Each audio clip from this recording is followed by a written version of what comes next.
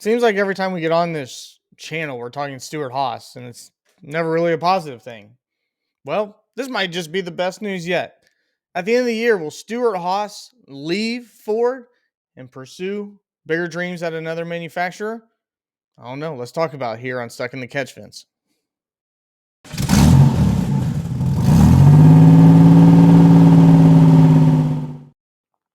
What's going on, everyone? My name is Ryan Peters. Thank you for tuning in to Stuck in the Catch Fence. We had a news break here on a Friday afternoon. You're probably watching this on a Saturday morning. That Stewart-Haas, in the last year of their deal with Ford, will more than likely move on. I think more than likely is just a way of copying out to say that it absolutely is going to happen. So I'm going to say that Stewart-Haas will be leaving Ford at the end of the year. And really, all signs point that that's not really a big surprise. When it comes to what we've seen out of Stewart-Haas, everything, and I mean everything, has just pointed negatively. From a team that was winning championships going into the 2020 season, two in the previous 5 years, then in 2020 win 9 races with Kevin Harvick. It just seems like everything has went downhill from there. One of the biggest penalties in NASCAR history, a penalty last week, using counterfeit parts, not giving Kevin Harvick the proper send off by him not having the best equipment. And now, more recently, hearing that Front Row Motorsports has been decided as a Tier 1 Ford team. So whenever the news comes out that Stewart-Haas will more than likely, positively for sure, move on from Ford, I think it's not a surprise. Actually, I think if I was a Stewart-Haas fan, I would welcome it. Yes, I'm talking to you, John. I would welcome it that Stewart-Haas move on to greener pastures. I think that this has been something that they wanted to do a rebrand because they, as in Stewart-Haas, know that whatever is in the near future does not include Ford. It just seems like Ford has been behind the 8 ball when it comes to Stewart-Haas's development. And to me, signs kind of pointed this way at the end of last year. It just seemed like, a driver like Zane Smith, who runs at Ford, wins a Truck Series championship. You know, I understand what Front Row Motorsports did. I think they feel like they're in a really good spot with Michael McDowell and Todd Gilliland. And from what we've seen early speed-wise, that makes a lot of sense. But for him to not be kept by Ford and move to Spire, and then you see the likes of Ryan Preece kept, Josh Berry at 30 years old signs over at Stewart-Haas.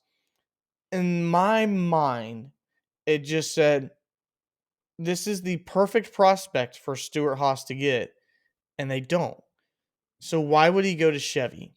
Well, to me, I think Zane Smith knew the writing was on the wall that Stewart-Haas doesn't know who it's going to be next year. In fact, I would even say that maybe they'll end up having an alliance anyway, but with a different manufacturer. So all of this news comes out with Adam Stern posting this from The Athletic. I think Jordan Bianchi's the one that actually broke the news, so I do want to give credit. Ford bumping Front Row up a level as Stewart-Haas Racing struggles to regain his footing and just so happens to be in his final year of a contract with Ford is not a coincidence. Indications continue to point that SHR and Ford are parting ways. So the question then becomes, who is lining up to get Ford? If you're Chevy, or not Ford, excuse me, who's lining up to get Stewart-Haas? If you're Chevy, you just took on a team like Spire that's expanding. They've put a lot of money in. They got young drivers like Zane Smith and Carson Hocevar. If you're Toyota, you just brought in Legacy Motor Club and brought in John Hunter Nemechek and Eric Jones. So where does the fit happen? Is it Honda?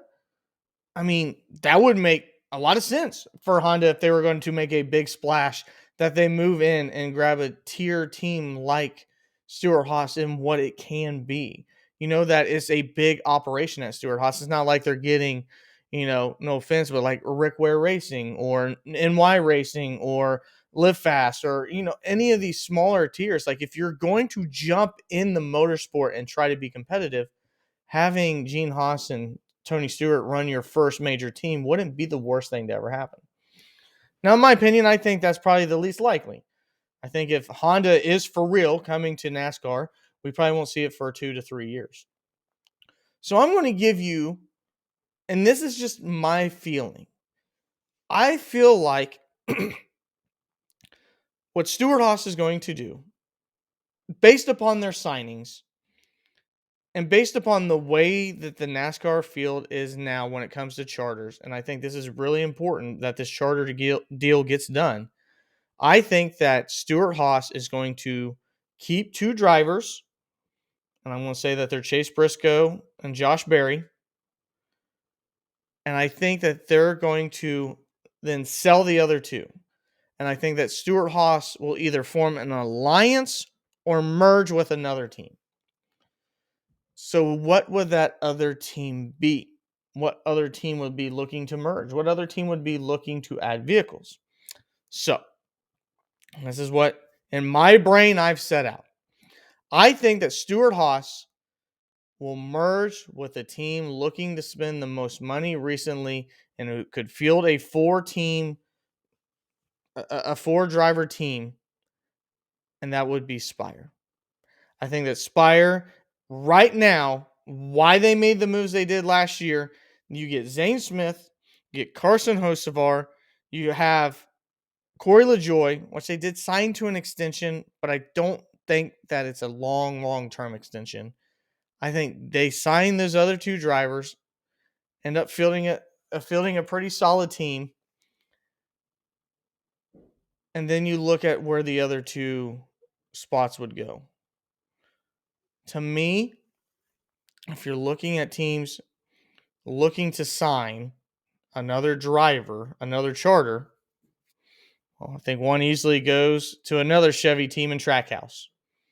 That's their way to get Zane Smith either full time because of the kind of the alliance that they have there with Spire, or Shane Van Gisbergen is already that much further into the process. I mean, he did just get third at Atlanta in his second ever oval start from a major, plate race, super speedway type race.